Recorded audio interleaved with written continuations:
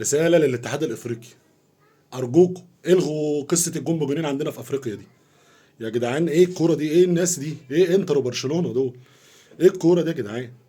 ايه الكوره دي؟ الذهاب والعوده وماتش 3-3 هناك و3-3 هنا.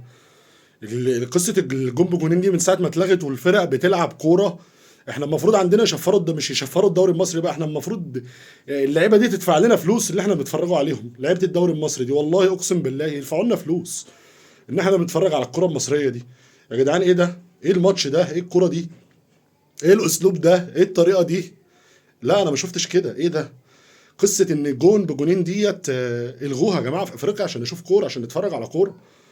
الفرقه تبقى متعادله 3-3 هناك وتيجي هنا مدعكه. دي مش كوره، دي بيموتوا بعض.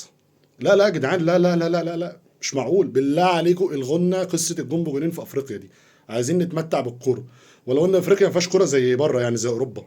بس لا لا لا، الموضوع فوق الخيال فوق الخيال فوق الخيال. الماتش شغال لسه 3-3 وبيلعبوا اكسترا تايم والماتش مولع.